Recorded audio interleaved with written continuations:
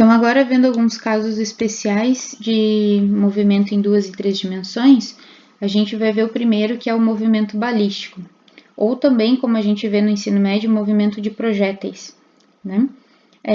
Ele é um caso especial porque a gente vai lidar somente com aceleração no eixo Y. Então, eu vou colocar algumas coisas aqui que fazem a gente identificar se a gente está nesse movimento balístico ou não. A primeira coisa é que ele acontece no plano vertical. Opa.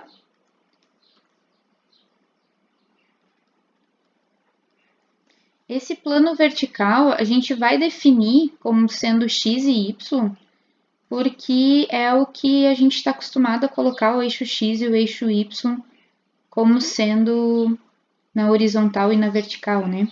Então, eu vou seguir essa ordem. Então, eixo x aqui, eixo y aqui, e o movimento do meu projétil, eu vou ter que fazer ele à mão. Me desejem boa sorte. Ele vai ser uma parábola, né? E, claro, não é pontilhado, tá, gente? Mas é que se eu for desenhar, não vai dar muito certo. Então, vocês imaginem ali a parábola. E aí, para enfatizar, né, como eu falei no outro vídeo, isso daqui é uma posição na direção x. Então, é o que tá, qual que é o movimento, como que ele está se deslocando em x. E aqui eu também tenho posição, ó, então cuidem, tá? Eu tenho posição por posição. E aí, o que está acontecendo nessa minha trajetória? Eu vou ter aceleração constante em y, aceleração constante em y. Deixa eu pegar esse gráfico aqui e trazer ele mais para o cantinho. Aí, ele não fica atrapalhando a gente. E aceleração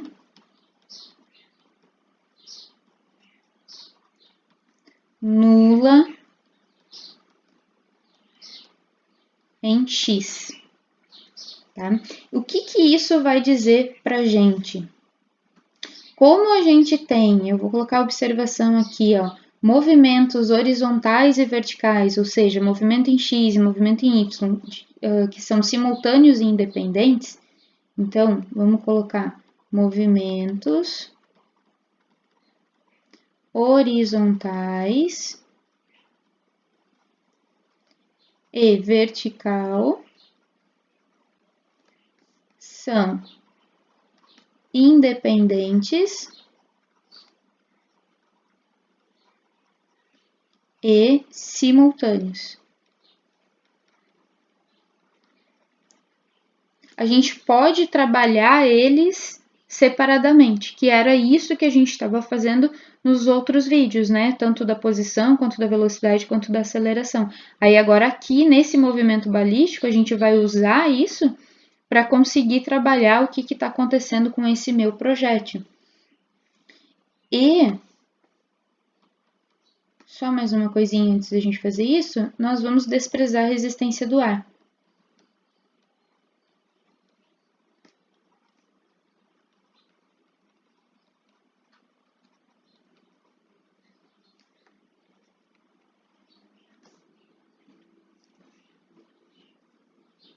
Aí agora sim, agora eu quero trazer coisas importantes. Quando a gente tem uma aceleração constante, que é o que está acontecendo aqui em Y, ó, essa parte aqui, a gente tem um movimento que vocês conhecem como MRUV. E quando a gente tem uma aceleração nula, que é o que acontece em X, a gente tem um movimento que vocês conhecem como MRU. E é essa ideia que a gente vai usar aqui, né? A gente vai usar o MRUV para trabalhar com o movimento vertical e a gente vai usar o MRU para trabalhar com o movimento horizontal. Só que O que eu vejo de maior diferença do que a gente aprende no ensino médio para o ensino superior é que normalmente no ensino médio a gente vê etapas por etapas, a gente trabalha com etapas, a gente não trabalha com uma função. E aqui nós vamos trabalhar com uma função, não tem por que eu separar o movimento se vocês já sabem trabalhar com função. Só vou fazer um ganchinho aqui, tá, pra gente, que quem é essa aceleração constante em y? E esse gancho vai ser com o próximo capítulo. A única força que está agindo nesse nosso movimento balístico é a força-peso, e ela é orientada para baixo. Se a única força que eu tenho agindo é a força-peso, a aceleração a gente sempre busca ela na força. Então, a aceleração também está orientada para baixo, porque ela vai ter a mesma orientação da força, e ela vai ser a aceleração associada a essa força aqui, que é a G, a aceleração da gravidade, né? Que para nós aqui vai ter um valor de 9,81. Nós não vamos mais usar 10 metros por segundo ao quadrado, nós vamos usar 9,81. E aí eu quero tomar um cuidado muito grande aqui, de que o G, a minha aceleração, ela tá num sentido oposto ao sentido positivo do Y, né? Então, ela é negativa, ela tá para baixo, certo? A gente vai precisar cuidar disso quando a gente for trabalhar nas fórmulas. Vamos começar com a horizontal, porque ela é um pouquinho mais simples.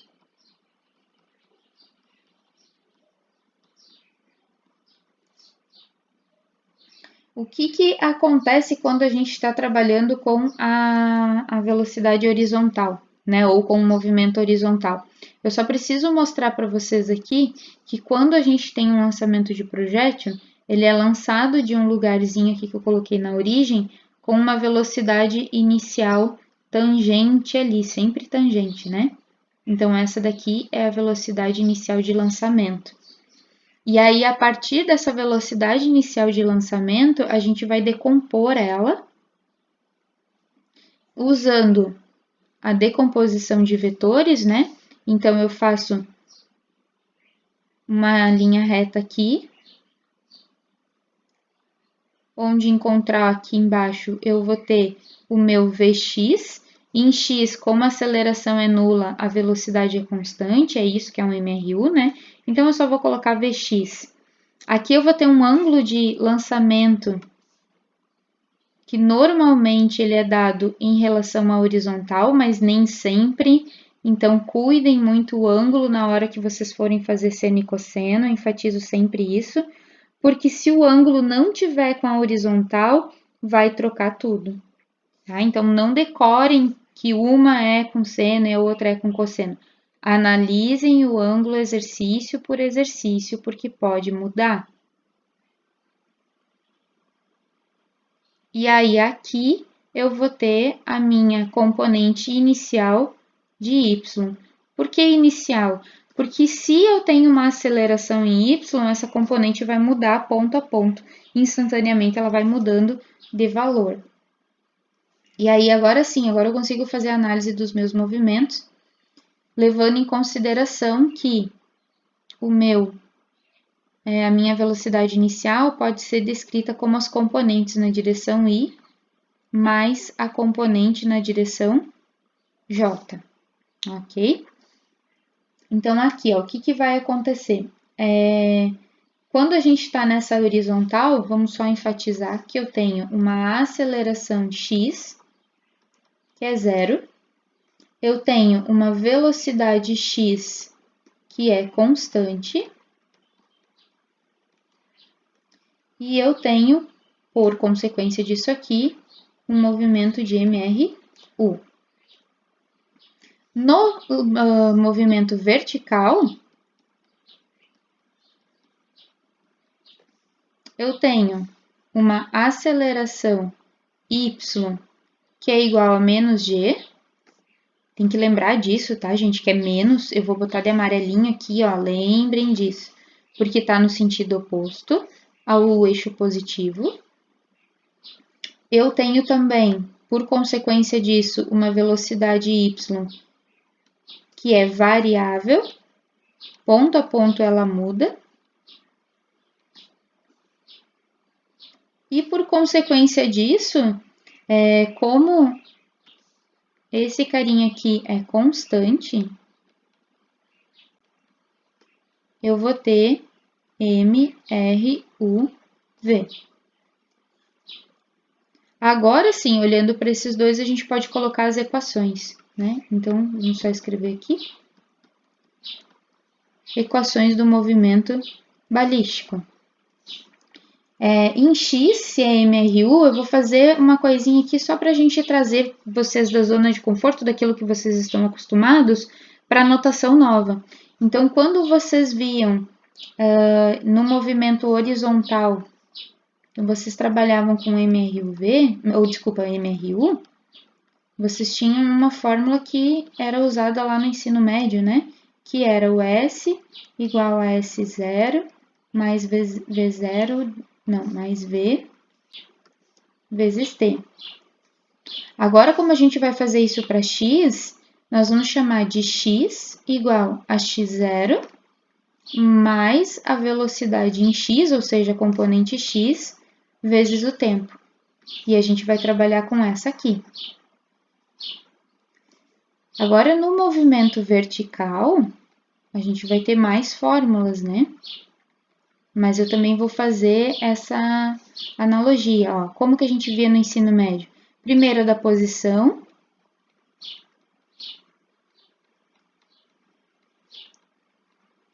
E que a gente vai trazer ela também para nossa notação daqui do nosso movimento, né? E aí, ó, eu tenho um S que é uma posição, só que a gente está trabalhando uma posição em Y.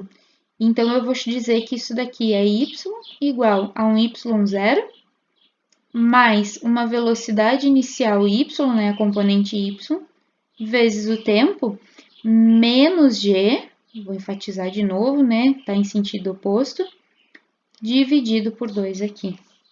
E aí, agora eu tenho a função da posição para o movimento vertical. A gente também tem uma função que é para velocidade quando a gente está trabalhando no MRUV, né? Que vocês conheciam como V igual a V0 mais A vezes T. Se eu trouxer para nós aqui, vai ficar a velocidade y em qualquer ponto, vai ser igual à velocidade inicial, y, porque eu estou trabalhando só com y, menos g, porque a minha aceleração está no sentido oposto, né, do meu referencial, vezes o tempo, pronto. E aí tem aquela outra que a gente usa, que é um recurso, que é quando a gente não tem a informação do tempo ou a gente quer calcular mais rápido sem o tempo, que é a equação de Torricelli, né? Velocidade final ao quadrado igual a inicial ao quadrado, mais 2 vezes a aceleração vezes o deslocamento. Agora, a gente vai fazer isso para o nosso movimento em y. Então, a gente vai ter que a nossa velocidade y vai ser igual à nossa velocidade inicial y, menos por causa do a, então, já vou botar o menos na frente, 2 vezes g, vezes ΔH. Desculpa, ΔY. Tá? Porque eu tenho uma variação em y aqui.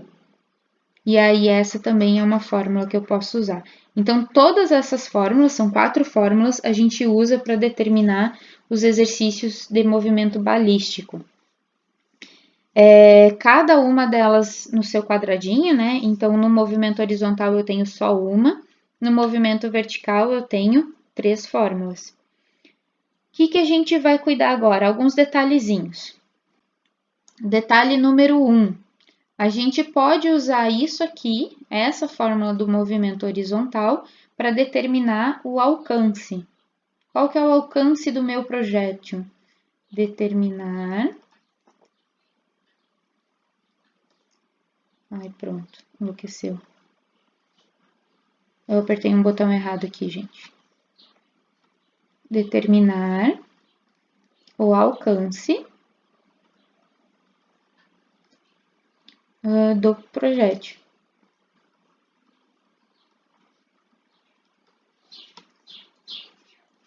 E com tanto faz, né, ou a fórmula de cima ou a de baixo, tanto faz ser a da posição como ser a de Torricelli, eu consigo, no movimento vertical, determinar a altura máxima. Então, aqui, determinar a altura máxima. Percebam que quando eu quero determinar a altura máxima, eu não vou desenhar de novo porque não vai dar muito certo. Eu vou copiar daqui de cima e vou levar lá para baixo. Vamos nos arriscar aos pouquinhos. Então, aqui, deixa eu trazer para cá.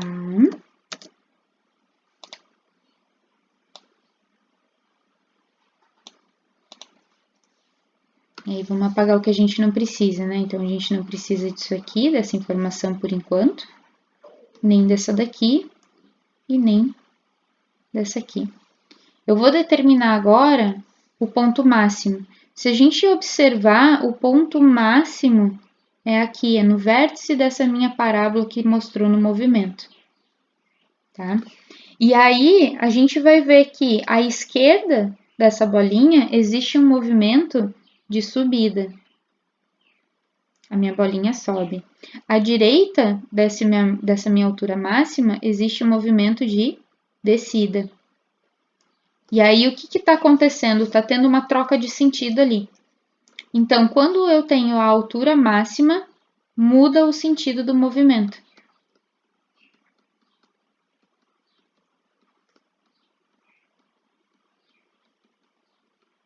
Toda vez que eu tiver mudança no sentido de movimento, eu vou ter a velocidade daquele lugar ali igual a zero. Só que percebam, o único movimento que está mudando o sentido é o movimento vertical.